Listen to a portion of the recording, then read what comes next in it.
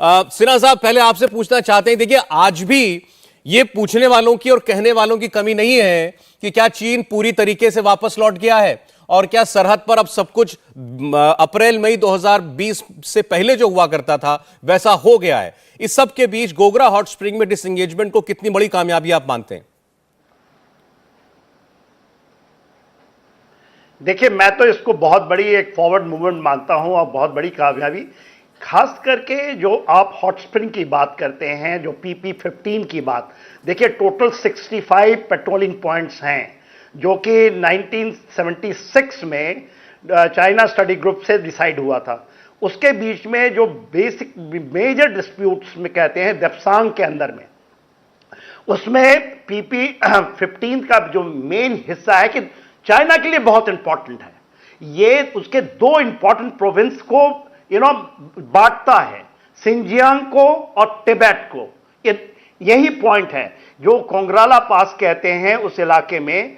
और ये सबसे इंपॉर्टेंट है जो चैंगडो रिवर है, उसके ऊपर में चाइना इस जगह से जाना नहीं चाहता था। देखिए गोगरा जिसकी आप बात करते हैं 17A पेट्रोलिंग पॉइंट, वो तो पिछले साल अगस्त में वहां से चले गए थे लोग, मगर ये ट्रेडिशनली एक प्लेटून तकरीबन हमारे 30 और उनके 30, क्योंकि चाइना इस जगह से जाना नहीं चाहता है। मगर ये जो ब्रेक थ्रू है एक बहुत बड़ा ब्रेक थ्रू है। और देखिए ये ऐसा नहीं हुआ कि ये कल हो चुका है, यह 16वें राउंड का जो टॉक हुआ था वो भी टॉक हुआ था 10 दिन बाद, जब हमारे फॉरेन मिनिस्टर और उनके फॉरेन मिनिस्टर वांगी साहब मिले थे, जो आपके समिट के बाद G20 के समिट के बाद बाली में, उसके 10 दिन बाद हुआ। और उस समय से अब तक लग गया ये होने में। और क्यों हुआ, इसकी सबसे बड़ी कारण जो मैं आपको बताना चाहूंगा, जो आप समय देते हैं, आपको याद होगा अगस्त 10 तारीख को हमारे 14 दलाई लामा साहब इंडियन एयरफोर्स के ले में उतरे और वहां के उनके हेलीकॉप्टर से बैठ करके, वो एक ले से लिंगसेट जगह है, लिंगसेट कहलाता है, रिमोट इलाका है, वहां पर धुरवा हेलीकॉप्टर से गए।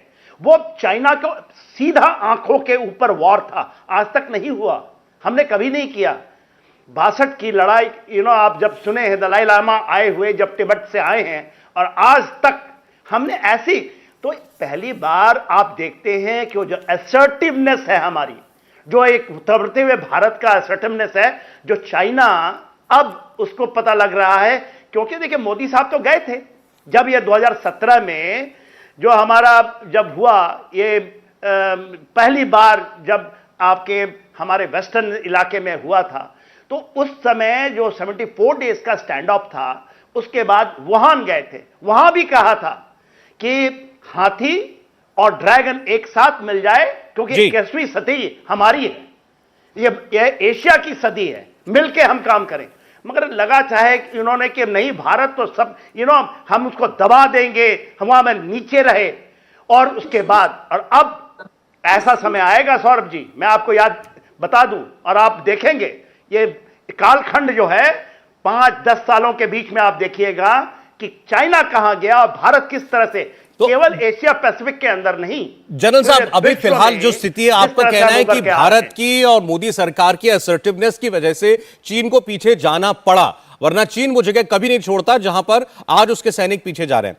जनरल बख्शी भी हमारे साथ जुड़ गए, मेजर जनरल GD बख्शी साहब। जनरल साहब, बहुत स्वागत है इंडिया टीवी पर आपका, अगर मेरी आवाज आप सुन पा रहे हैं तो।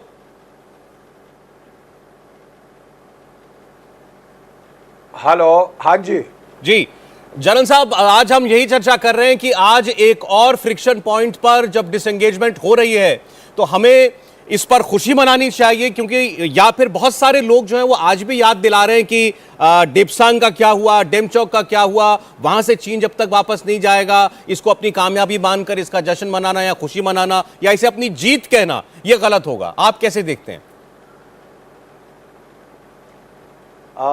देखिए, ये छोटे छोटे इंक्रीमेंटल स्टेप्स हैं और मेरा ख्याल इनकी वजह यह है कि अब चीन के लिए नियर युद्ध की स्थिति हो रही है ताइवान के स्ट्रेट्स में।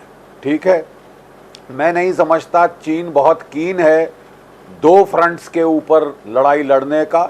इसलिए ये नेचुरल है कि वो पीछे हटने की कोशिश कर रहा है, एक फ्रंट में मतलब डिसंगेजमेंट हासिल करने की कोशिश कर रहा है एक फ्रंट में। लेकिन चीन की आदत है कि वो बड़ा लंबा लंबा जो है अपनी नेगोशिएटिंग प्रोसेस को खींचता है।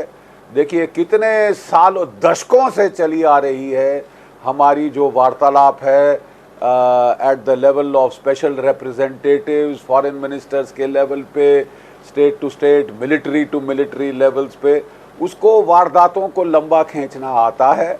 अब हम थोड़ी थोड़ी इंक्रीमेंटल फॉरवर्ड मूवमेंट देख रहे हैं और मैं समझता हूं इसकी जो वजूहात है वो सिर्फ ये है कि इस वक्त चीन के ऊपर ताइवान स्ट्रेट, साउथ चाइना सी को लेकर काफ़ी तगड़ा मिलिट्री दबाव है और इस दबाव के चलते वो दो फ्रंट इकट्ठे नहीं खोलना चाहता, वो एक फ्रंट यानी हमारे फ्रंट को धीरे धीरे कुछ ठंडा करना चाहेगा।